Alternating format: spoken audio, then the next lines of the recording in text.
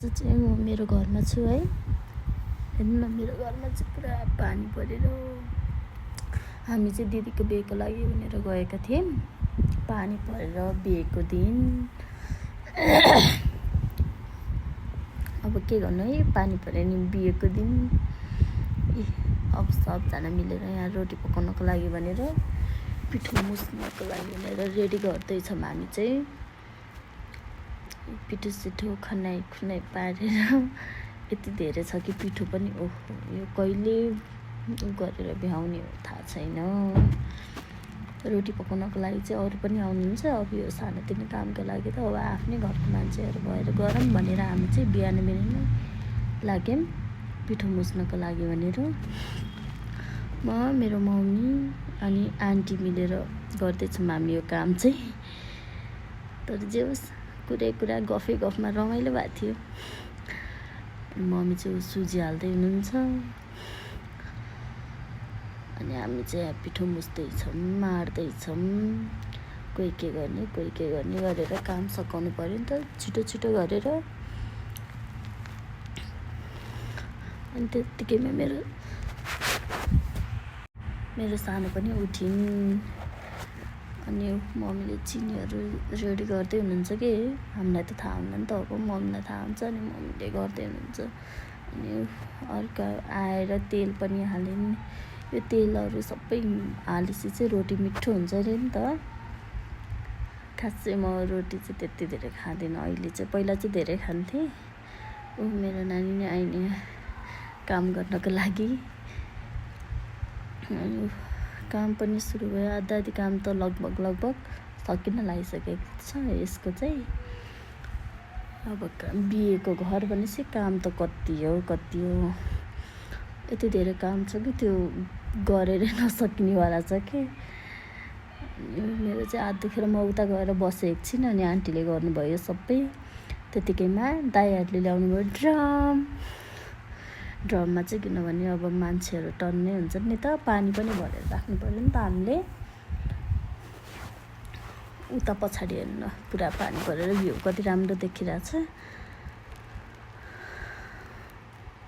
जे होस् रमाइलो भइरहेछ। सबजना मिली काम गर्नु, सबजना आफ्नो काममा। अनि रोटी हाल्ने बेला पनि भयो हाम्रो।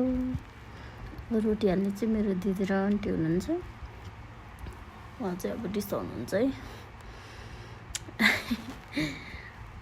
अनि रोटी हाल्दै गफ लाउँदै यति रमाइलो भएको थियो कि काम गर्न पनि। त्यो काम गरेको जस्तो नै भएन कि। अनि उहाँहरूले हालेको रोटी चाहिँ बिग्रियो अरे। यत्रो धेरै हाल्दा नि बिग्रियो भनेर टेन्सनमा हुनुहुन्छ। अब यही रोटी हो जन्तीलाई दिने खप लाउँदैछौँ। अनि यो चाहिँ तोरणको लागि भनेर भाबीको डोरी बार्दै। उहाँ चाहिँ मेरो मम्मी छोरीको बिहे लगाएर सब दुब्लाउनु भइसक्यो। काम धेरै भएर अब उहाँ चाहिँ क्यामेरा खोज्न आउनुहुन्छ है त यहाँ जान्ने पल्टेर। त्यतिकैमा हाम्रो मामा घरको आमा पनि आउनुभयो। पहिलो पाहुना हुनुहुन्छ हाम्रो चाहिँ है उहाँ चाहिँ। हिलो कस्तो छ। यतिकैमा सबजना मिली आफ्नो कामतिर लागेका छौँ हामी चाहिँ। उहाँहरू चाहिँ तोरण बार्दै हुनुहुन्छ कि। अनि अङ्कल चाहिँ केही मिलेन भनेर हेर्दै हुनुहुन्छ। भाइहरू सबैजना यहाँ गर्दै। त्यतिकैमा मेरो ठुलो नानी पनि उठेर पात बजाउँदैछन्। उनी चाहिँ त्यही त गाउँ गएको बेलामा रमाइलो गर्छन्। काठमाडौँ आएपछि त त्यही हो, स्कुल भन्यो होमवर्क भन्यो गर्दै ठिक्क हुन्छ नि त। उहाँ चाहिँ हाम्रो पुरेत हो। उहाँ चाहिँ हाम्रो बेहुली नानी, ऊ चाहिँ मेरो सानी छोरी। उनीहरू चाहिँ मस्त खेल्दैछन् कि। बेहुली चाहिँ केही काम नि नगर्ने, आज म प्रिन्सेस हो भनेर बस्दैछिन्। अहिले पछि त गर्छिन् उनले नि काम। आमाले चाहिँ हामीलाई यहाँ काम हराउँदै हुनुहुन्छ, यत्तिकै बस्ने भनेर। उहाँहरू सबजना आफ्नो काममा बिजी सबैजना कि। जति पनि मान्छे छौँ नि यहाँ हामी सबजना आफ्नो काममा बिजी। म चाहिँ एकैछिन क्लिप खिच्नको लागि भनेर अनि भ्लग गर्नु त पर्यो भनेर मोबाइल सार्दैछु। यहाँ फेरि मेरो ठुली छोरी चाहिँ यहाँ रोटी यति धेरै भयो। भाउजू र आन्टी चाहिँ रोटी हाल्दै। दुईवटा ताई बसाले थियौँ क्या हामीले। अब हेर्न मेरो आन्टी चाहिँ अब गफ लडाउनु हुन्छ है एकछिनमा पुरै गफ लाउनुहुन्छ उहाँ चाहिँ भाउजू चाहिँ यस्तो मजाले रोटी हाल्दैन चाहिँ सबैले भाउजूले हाल्नुभएको एउटा ताईमा हाल्नुहुन्छ 5-6वटा हाल्नुहुन्छ अनि त्यसपछि छिटो नै हुने नि त अब उहाँको चाहिँ गफ सुरु भयो सुन्न मजा आउँछ उहाँको गफ चाहिँ त्यो सबैजना सब भेट्दाखेरि रमाइलो चाहिँ रमाइलै हुने हो काम धेरै भयो नि अब बिहे जस्तो कुरामा काम त भइ नै हाल्छ है यत्रो धेरै राम्रो राम्रो रोटी हाल्नुभयो पुरा सबजना आफ्नो काम गर्न थाल्नुभयो कोही हेरेर बसिरहेको छन् भने मेरो छोरी चाहिँ बाँस चलाउँदैछ उहाँ चाहिँ मेरो बहिनी हो स्कुलबाट आएको नि दाइहरूले अब यो जग्गा बनाउने ठाउँमा पानी त आउन दिनु भएन भनेर सब छेक्दै हुनुहुन्छ कि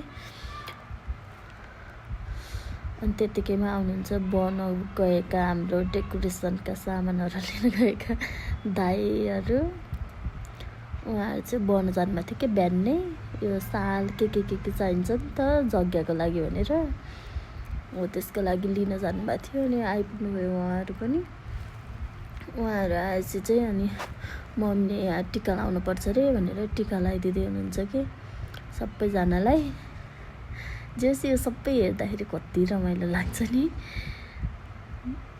राम्रो छ हाम्रो चलनहरू सबै जस्तो लाग्छ कि टिका सिका लगाइसकेपछि अब उहाँहरूलाई खाजा दिनु पर्यो भनेर सबजना रेडी हुँदै हुनुहुन्छ अनि हामीले यता खाजा रेडी गऱ्यौँ आन्टीले चाहिँ खाजा रेडी गर्दै हुनुहुन्छ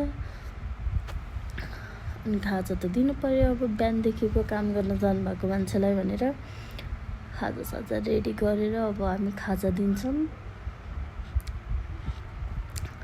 अनि त्यो सँगसँगै हामीले चिसो पनि दिन्छौँ मेरो दिदीले चाहिँ खाजा लगेर दिनुभयो मेरो भाइलाई दाइलाई उहाँले चाहिँ घोप्ट्याउनु भयो सबै त्यसपछि आयो लगनको उस गर्ने बेला के बिस्कुट सुकाउने माटो खन्ने दाउरा चिर्ने यस्तै के हो गर्नुपर्ने रहेछ त्यो गर्नु पर्यो रे अनि ऊ लगन आयो रे भन्नुभयो मेरो मम्मीले त्यसपछि मेरो छोरीलाई यो धान घोप्टाउन भनेको घोप्टाउनै सकेन उनीहरूले चाहिँ के भनेको भयो होला नि त पहिलोचोटि गर्दैछ नि अनि मम्मी दिदीले घोप्टाइन् अनि मम्मी आएर चलाउनु भयो क्या त्यसलाई अब बुढा त हो नि है के गर्छन् र यिनीहरूले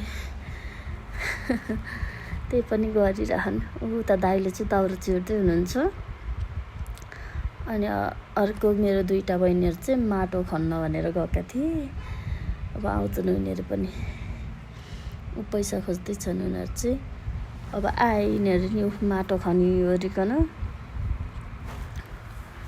जस रमाइलो भयो अनि त्यतिकैमा अब चल्न थाल्यो अघि चाहिँ गर्ने बेला चाहिँ गऱ्यो नि अनि मम्मीले फेरि उनीहरूलाई टिका लगाइदिनु भयो टिका लगाइदिनु लाग्नु भएको छ पहिला मेरो सानो छोरीबाट सुरु भयो टिका लगाउन अनि मेरो ठुलो छोरी त्यसपछि मेरो कान्छे बहिनी त्यसपछि एलिसालाई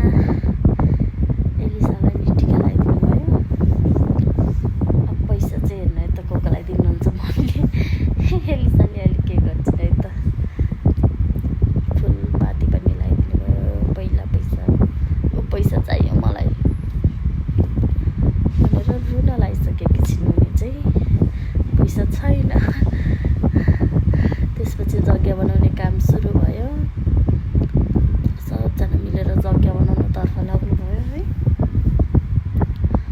भोलि यहाँ बेहुला बेहुली बस्ने ठाउँ नि त हो हाम्रो चाहिँ अलिकति सानो छ क्या आँगन त्यही भएर अलिक सानो नै जग्गा बनियो त्यसपछि मेरो मम्मीलाई त्यसपछि राति दिदी आएर मेहन्दी लाउँदिनँ म भन्दा नि मलाई मेहन्दी लगाइदिनु भयो अनि हाम्रो नाच सुरु भयो यत्रो ठुलो पानीमा पनि नाच्दै हुनुहुन्छ है म चाहिँ गइनँ उता अनि यताबाट नै भिडियो क्लिप लिएँ मेरो बहिनी दाइ मामा चाहिँ नाच्दै खान् के उनीहरूलाई नाच्नुमा चाहिँ घाम पानी कहिले छेक्दैन यतिकैमा आउनुभयो मेरो देवर चाहिँ स्वागमा आउनुभएको छ ससुराली आएको अब एउटा केटी खोजिदिनु भएको छ साली मैले भोलि नै बिहे गर्न पऱ्यो भन्दै हाँस्दै हुनुहुन्छ कि उहाँ चाहिँ अनि मेरो भाइ पनि